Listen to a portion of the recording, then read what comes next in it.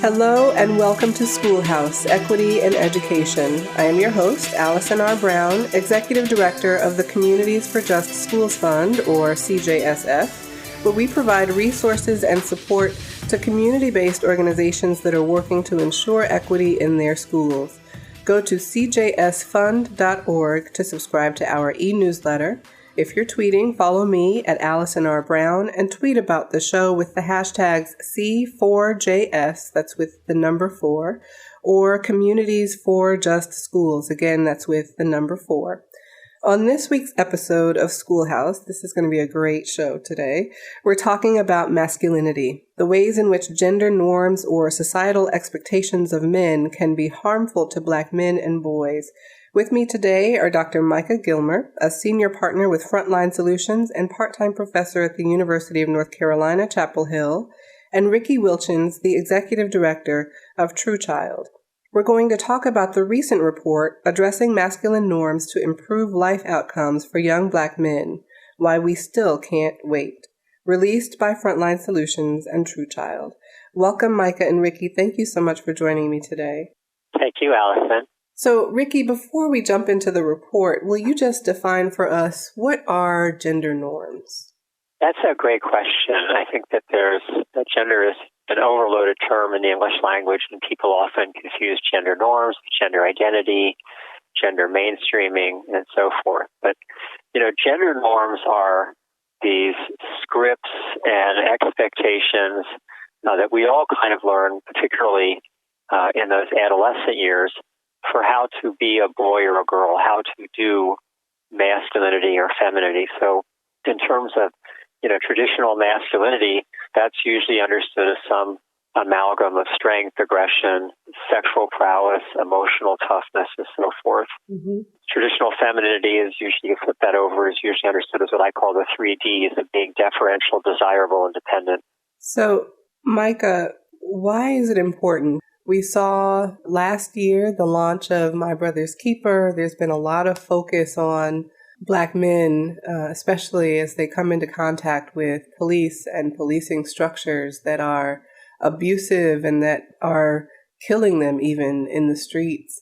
And so, we see conversations happening about Black men and boys, but this report is really bringing together that conversation with an understanding of gender normativity and some of its detrimental impacts. Why is that important to do? I think it's critically important because of the idea of intersectionality, right? And that's the idea that me as a Black man, for instance, I experienced a world as both Black and as a man. And so you can't sort of look at one side of my identity or one piece of my identity without looking at the whole picture of who I am.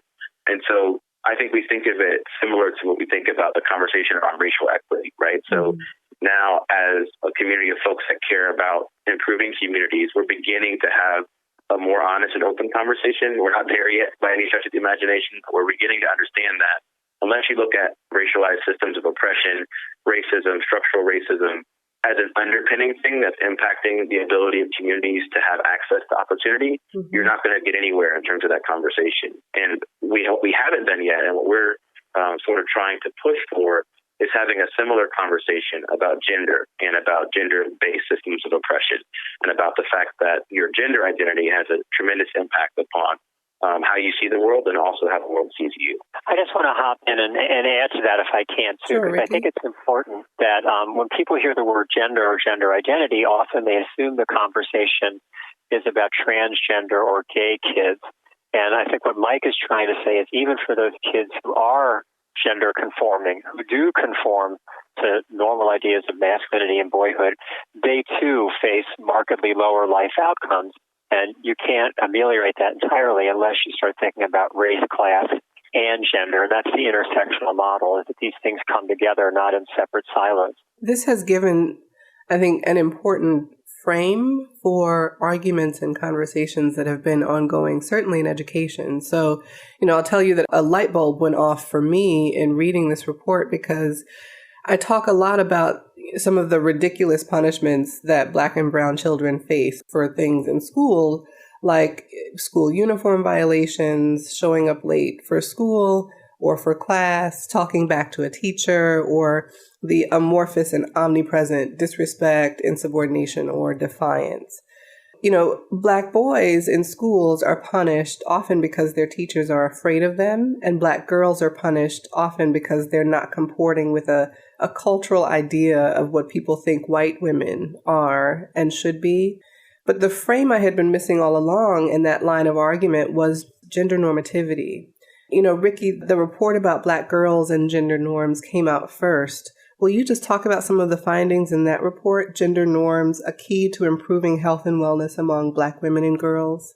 Yeah, the background for that paper actually was some work we had done with the Heinz endowments to try to improve health outcomes. Unfortunately, education wasn't part of their purview, so we didn't get into that as much. But the key finding, I think, is that, I should say, I'm not speaking as a person of color, but the finding from that report, which was done with Dr. Seatta Wallace of St. John's University, is that Black adolescent girls and young women face specific barriers related to both their race and gender, which have immense effects on their health, achievement, and life outcomes. And this can be especially the case for Black girls in low-income communities who have added challenges associated with poverty. The other finding that came out of that, and we could talk about that in more depth if you want around health, but the other finding is that Black girls are often ignored in the literature. We're just starting to study girls in anything like the depth that we study boys, just generally. But although we found that Black girls were represented in almost every study, almost no studies pulled them out specifically or did studies specifically on them. So a lot of times we had to extrapolate what was there. So they are profoundly understudied when it comes to feminine norms, even though there are lots of connections to things like, you know, teen pregnancy, infant mortality, HIV, and condom use, and certainly intimate relationships. Micah, this report about Black boys and gender norms is powerful. And one of the pieces of this report you call masculinity a gateway belief system. What does that mean, and what are some of the life impacts of gender normativity for Black men and boys? We really see masculinity, and the research points to this as a gateway in the sense that it becomes a pathway to a variety of different belief systems, many of which have really negative impact on the life outcomes of young men, and also in the case of, you know, domestic violence and partner violence, in the case of male-on-male and homophobic violence. It really has a negative impact also on folks around them, right? So that believing that you need to be tough, believing that you need to not show emotion, believing that sexual conquest is a part of your identity is associated with higher rates of HIV and other STIs. It's associated with higher levels of violence. It's also associated with experiencing more violence. It's also associated with more contact with the police department or more contact with the justice system. So that central belief becomes a gateway or a pathway to a lot of different bad things for our young people. The irony of this is that unlike many other sort of negative behaviors or things that are associated with poor life outcomes, our schools in many cases actually are enforcing these negative codes of masculinity. So the same place that is purporting to, you know, help young people get access to opportunity is also, by enforcing these gender codes, helping young men and boys actually head down a path of hypermasculinity that's ultimately going to impact their ability to be able to be successful. So even as schools are policing masculinity in Black men and boys, they also are perpetuating hypermasculinity in them. Yeah, schools are asking young men to walk a really narrow road. I'll give you an example. We did some work helping to revise the discipline code in a pretty low-income, majority African-American school district. And in that school district discipline code, it says that young boys and young men are not allowed to wear earrings, right? Mm-hmm. And this is like, one, it's a violation of federal law because it's a gender bias piece of the discipline code, right? So it's sort of crazy that it could even be in there, but what they're doing is two things. One, there is this kind of discourse around young men wearing jewelry that is like this transgressive, like youth culture thing that's associated with being a thug, but it's also associated with femininity, right? And so there's a way in which there's both a policing of young men are not allowed to do things that are gender transgressive. Also, the discipline code, they're not allowed to wear skirts, for instance, right? But they're also not allowed to do things that are too masculine or too hyper-masculine. So there's like this very narrow line that we're asking them to walk, to be tough, but to back down when they get into a police encounter, right? To be aggressive, but not talk back to their teacher, to be very much sort of a masculine norm, but not to step outside of those bounds. And that's the sort of line that we're asking young people to walk. That's actually pretty impossible to be able to execute. I just wanted to echo that. I think that when we looked at the literature on this, what you see is these two kind of great systems in blind collision. A gender culture that demands adolescent boys master public displays of masculinity that include things like, defying adult authority figures, being boisterous, suffering punishment silently, etc. And a school disciplinary regime that's inclined to view precisely those displays as evidence of defiant behavior, as oppositional, and as threatening, and markers of eventual failure. And I think we end up placing kids, especially adolescent kids who are still figuring out how to do manhood, we end up placing this tremendous burden on them, particularly in zero-tolerance systems, right when they have very little margin for error in navigating these twin shoals, if you will, of masculinity on one hand and school disciplinary regimes on the other. This report is about Black men and boys. How is gender normativity culture specific? So how are Black men and boys doing and viewing masculinity different than, say, Latino or Native men? And how is society viewing Black masculinity differently than other forms? What I'll say first is that the issue of sort of hyper-masculinity or toxic masculinity or whatever term you want to use, it's an American problem, right? So it's not just about hip-hop music or about, aspects of sort of urban or Black or Latino youth culture. It is about this society, right? It's about John Wayne, spanking women on screen and in Westerns and all these sort of crazy, the sort of valorization and tolerance of domestic violence in this country, right? But what happens is that the difference is that the way that those behaviors are received and the way that those young men are perceived is heavily coded by race. And so that's not to say that there aren't also cultural influencers and factors like the things that happen in music, the things that are part of, machismo or other sort of cultural norms that young people experience and have access to, that they're also part of the problem. But the core problem is this American problem about our belief system that like this sort of frontier American masculinity is built around toughness and lack of feeling and lack of caring, et cetera. Micah, you talked earlier about intersectionality, and one of the key intersections that you really explore in the report is class, so socioeconomic status and gender norms. And I just want to read an excerpt from the report where you're talking about that intersection. It says, in under-resourced communities, codes for masculinity and femininity are apt to be especially narrow. Penalties for transgressing them particularly harsh, and opportunities for constructively displaying public manhood or womanhood few. This means the impact of harmful, rigid masculine norms on young Black men in these communities can be magnified. It is not that young Black men in affluent suburban communities do not experience similar problems with codes of manhood. Studies show they do. Rather, it is that in higher income neighborhoods, the impacts are buffered by living in an environment where young men enjoy more personal resources and social capital and are exacerbated in impoverished environments where they lack them. So, Riki, how exactly does socioeconomic status affect gender expectations?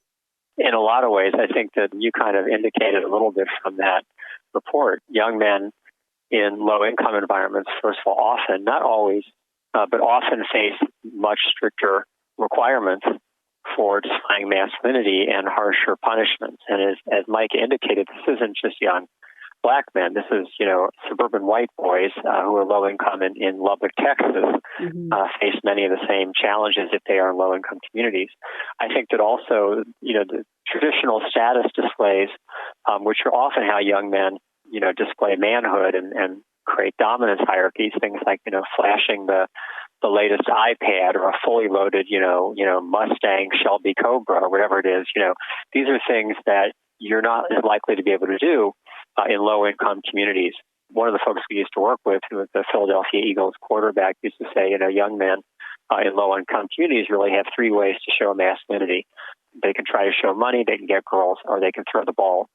I think that's true. You have fewer ways to do it, and also you're less buffered, as the report said, in the effects. I mean, let's face it, the kids who get evicted from school are much less likely to be evicted from school if they're, suburban kids, parents are doctors and lawyers, particularly if they're white. I mean, those kids are seen differently by school administrators. There is an important distinction here, and I think, we've touched on it a bit in this conversation. So when we talk about gender norms, we're talking about it really as a twofold issue. So for Black men and boys internally, within themselves and within their communities, but then we're also talking about it systemically, structurally, the ways in which the systems and structures and society views them and interacts with them, Black men and boys. In education, that means that teachers and educators actually view Black men and boys in a certain way. And so I wonder, Micah, if you would just talk about that. And there's another quick quote from the report that says, even urban masculine fashion plays a role. A study perceptively titled Tuck in That Shirt documented how hallway displays of contemporary urban manhood among young Black men, lowered in baggy pants, untucked shirts, had a profound impact on teachers. Educators, white and Black, immediately perceived the boys as oppositional and threatening, responding with more focus on bodily discipline, regulation, and punishment. Will you say a bit more about that, Micah? Riki pointed to some of the clash between displays of sort of manhood in these communities and then the larger expectations of our society. And I think school dress is one of the places where this is most stark, right? That there are styles or fashions of dress that are associated with sort of lifestyles and different sets of music, different sets of culture, things like, and kids aren't wearing the baggy jeans as much as they used to, but they're still sort of sagging, right? And so sagging is seen as this practice that is like transgressive, right? That it's not up to the sort of like middle class white standard, right? In terms of dressing, there's been like rumors circulated around how sagging actually is tied to like homosexuality as a way of like sort of like pushing back against it as a practice. So like it's delegitimizing it to it because like there's just like these rumors which are mostly unfounded about like how this practice came out of like homosexual culture or whatever. Like there's all these different ways that which like that those sort of masculinity bounds are policed by folks in school. But what we see across the board is that types of transgressive behavior that are most associated with Black culture and to some extent with Latino culture as well, that those types of behaviors are viewed much more harshly than other kinds of transgressive behaviors, right? So if there is, if somebody has sort of baggy pants versus dressing in, sort of like a more like punk rock style or more goth style, they're both transgressive behaviors, but one of them is viewed much more harshly than the other. The report, you go into respectability politics and how that plays a role. That's what you're describing there, Micah. Will you talk about respectability and the respectability norms that then compound on gender norms? Yeah, I think one of the challenges is that this is especially true in some cases for Black educators, right? That the way that folks have made it through the system, right? They made it through this sort of racist system that we have here in the United States where your opportunity is in many ways dictated by the color of your skin. Mm-hmm. The way folks have navigated by that is by taking on aspects of respectable culture. And so that's, dressing a certain way, that's keeping your shirt tucked in, that's saying yes, sir, and no, sir. And so a lot of our educators believe rightly or wrongly that those sorts of behaviors are the pathway forward to success. And study after study has shown that actually Black educators in many cases are even harder on students of color, but because they know that the larger environment societally is an environment where they're going to have to sort of be, the old adage, you have to be twice as good to get ahead, right? Mm-hmm. Or to get half as far, right? And so this idea that educators many times sort of unwittingly become complicit in the system by being harder on kids of color. Chris Emden had a great article recently where he talked about why Black men quit teaching, and there's this idea that the schoolhouse puts this pressure on Black men educators to be the disciplinarian, be the tough love person, be all these extra sorts of things to kids in their classroom. And so these educators, wittingly or unwittingly, sometimes become the enforcers of these very rigid codes on the young people that they're trying very hard to help. We've been hearing a lot lately about resilience and grit and how one of the positives, if you will, for young people who cope with toxic stress, who live in stressful environments, that many of them develop this grit and resilience, and that there are now classes to teach resilience and grit, and I think dangerously there are now tests to test young people and their resilience and grit. What you all describe as John Henryism, it sounds a lot to me like that, like resilience and grit. But in the long term, you found that John Henryism is not necessarily as beneficial as it is in the short term. First of all, what is John Henryism, and what are the short-term manifestations of that and the long-term? John Henryism is a term that describes basically the person's response to trying to cope with constant stress. And when you try to cope with the uncopable, if you will, it can lead to depression, compromised immune system, what's called a weathering effect of your body, or you become much more vulnerable to chronic health problems like hypertension, diabetes, heart disease, and so forth. And the idea is that we often place young Black men in particular in lifelong situations where the cards are stacked against them and there isn't a way forward where they can surmount all the challenges they face. And if we encourage them to always over-try, they may end up compromising their bodies.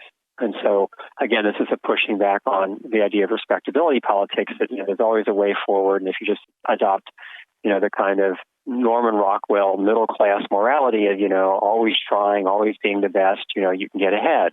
Sometimes you can, but sometimes, especially if you're in a low-income community and you're a young man of color and you're working with where there's structural impediments, that's not going to work. And you have to recognize that and step back from it a little bit. It's also valuable to say here that I think a lot of the folks that are in these schools and they're doing this work that come from communities of color have had to have so much grit and resilience and John Henryism sort of in their own identity to be able to survive and to make it through the system, that there's a lot of healing that needs to happen with our educators and administrators and school resource officers and other folks that are part of that system to really get some space to unpack and decompress from this stuff. We did a program with high school football coaches where we gave them some of that space to think about their own journey as men and to think about sort of how they sort of came to be who they are. And on the surface, these are super hyper masculine. These are folks that are teaching, young men and boys how to play an incredibly, violent sport. But when you give them some space to unpack their own journey, they say things like, I love my coach that I grew up with, but I don't want to be the same kind of coach he is. But I get the fact that if I am, calling people homophobic names on the practice field, that I'm creating an unsafe space for all of the young men and the boys in my program, whether they identify as gay or straight or masculine or gender nonconforming or whatever. And so all of this is, I think there's this real process of healing that has to happen in confrontation with these things that can produce some tangible results for the folks that are sort of caught in the middle of the storm. Micah, are there positives to some of the social expectations of Black men and boys, especially the expectations coming from their own communities? And one of the challenges is that even as we talk about in the paper about some of the negative life outcomes that are associated with folks having, a sort of hyper-masculine identity or identifying strongly with the extremes of masculinity, having a strong sort of racial and gender identity is also really important and key to being able to have a foundation to have success. And so I think that the idea is, as we work with our young people, to really sort of take some of the best of the things that are associated with both sort of their racial identities and with their gender identities and be able to sort of jettison some of the negative messages that they get, right? So, for instance, when we talk about things like toughness or resilience, that toughness doesn't mean you're not afraid, that you don't cry. Toughness doesn't mean that you're not sort of able to confront the sort of whole humanity of who you are as a human being. Quite the contrary. What we really want is for our young people to be able to be honest about the things that are challenging them, and when they are in over their heads or they need help, to seek help and to seek sort of those things to support them, but also to know that they can do that work and still continue to move forward and to push on and to be able to be successful. Riki, I've heard a lot about a gender continuum or gender spectrum. And what Micah just said is making me think about that concept. And I think the goal, certainly the aspiration of a report like this, would be to open the door to allow for Black men and boys to exist along that continuum where they are. Am I right in that? And what is the gender continuum? There are two of them, actually. One is the one that you described, which is about people's gender displays falling along a spectrum anchored by, super hyper masculine at one end and super feminine at the other. And then there's also one out there which describes programs and talks about programs which go from being gender blind, which is what most of the programs we have that serve young people in educational settings are right now, to being gender neutral, ones that, they kind of engage gender norms. They don't really take a stand one way or another, but at least they acknowledge that masculine and feminine are part of an intersectional approach. And you finally get the gender transformative ones, which actually try to challenge and highlight and hold up rigid gender binaries. So part of what's helpful in thinking about these different concepts around, the gender continuum is it helps us analyze not only the kids, but also the situations that they're in. And that reminds me, I wanted to circle back to something that I think you and Micah both indicated. We keep talking about the kids, but we need to make sure we don't let the system off the hook as well. These are systemic problems that come from the top down, not from the kids up. And that many of the people who are working with these kids, boys and girls, have gone through similar training around gender norms. School safety officers, are taught dominance and enforcing submission and never backing down and responding to disrespect with force. Those are all important parts of hegemonic masculinity. And we need to make sure that we look not only at the kids, but also at the system and not let the system off the hook. And I think someone who's done this extremely well and is one of my heroes, certainly, is Kimberly Crenshaw with, Black Girls Matter, pushed out, over-policed, and underprotected, points out how young men may be policed and punished for being too masculine, quote unquote, but young women are being pushed out and over-policed for not being feminine enough. So, Riki and Micah, what can we do to fix it? What do you recommend, especially for the systems? How to bring about systemic change, and as you're thinking about various systems, including education and schools, what can we do to be more inclusive and transformative? I think one is that we promote sort of the recognition that gender transformative work is sort of best practice, and that you can't really be as effective as you could be with young people unless you're doing the work around gender, right? And so I think one thing that we're pushing for is that this isn't like a pet project that is just valuable to a certain set of kids that are gender nonconforming, or isn't just valuable to quote unquote, just the folks in the LGBTQ community, right? Gender work is all of our work, and it's work that's important to all of us, right? And so the same way that we can't, as a society, be a society where everyone fully participates in a society unless we do some work around our history, around race, we need to do the same work around our gender norms and our sort of the way we place folks in those boxes. I think that's the first step for the underlying value. I think along with that, though, is really there are some very simple things that we can do in the way that we train our educators, the way we train our coaches, the way we train folks to help them be aware of and sort of remove the blinders around the way they approach gender. And one is to just give folks some basic training around ideas of gender norms, give them some basic training about sort of the gender continuum and the gender spectrum, but also give them some really clear information and data, like we have in this report, around the fact that these sort of hyper-masculine codes and hyper-feminine codes that we're imposing on boys, that, that this is what a real man is, or on girls, this is what a lady does, right? These things actually produce negative life outcomes, and that we need to stop sort of promoting and enforcing those rigid gender norms like right now. One of the things that our community partners have been doing really well is to tell stories. They tell their stories, and that really is what at the heart ultimately changes systems, is when we can hear the stories, the anecdotes of young people who experience the things that we talk about systemically. So I wonder if you would just both share your story. What is your story, and why is this work important to you? Oh, wow. I can think of that on so many different levels. First of all, going through school as an LGBTQ person myself, also being one of the only white kids of privilege in elementary school that was, and then in middle school that was predominantly Black. and seeing the different ways in which we were treated. Also now being the parent of a 10-year-old girl who's now starting to come under some of the same pressures around gender norms. All of those make me feel that this is really a crucial and pressing issues. As Micah kind of indicated, you can't see some of the issues that are being undertaken by organizations like Black Lives Matter and not think that gender is an integral, it's unspoken part of both the problem and the solution. And I go back to what you said at the very beginning, Allison, is that you knew all these problems, but in reading the report, you realized that the term you were missing was gender norms. Yeah. And I think that's part of what happens. It's something that we're so close to and we're so used to that we stop seeing it. It's right in front of us. And we sometimes call this a revolution of the obvious. And the goal of the report, I think, for me was, yes, we need model policies and we need model programs, but for kids and educators and school safety officers. But first, we need to start having not one conversation, but many that brings this back into focus so we can start dealing with it. I often say to parents, if you don't want to, and educators, if you don't want to talk with your kids about gender norms because you're not comfortable, that's fine. Because, YouTube and MTV and Facebook are all having a continuous conversation with your kids about gender expectations. The question isn't, is someone going to be talking to our kids about it? The question is, are we going to have a voice in that conversation? And this report hopefully moves us a little forward to having that voice in that conversation. It's so critical.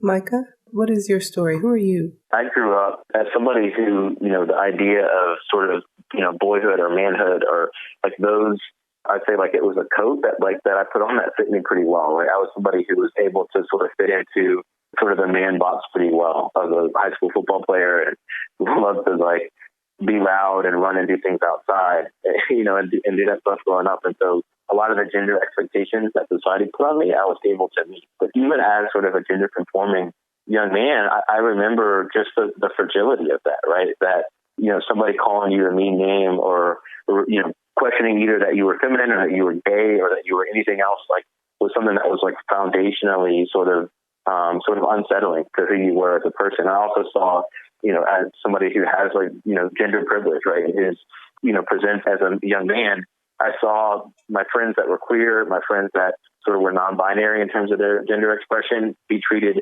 with hostility, open hostility by their classmates and also by the school, by the administration.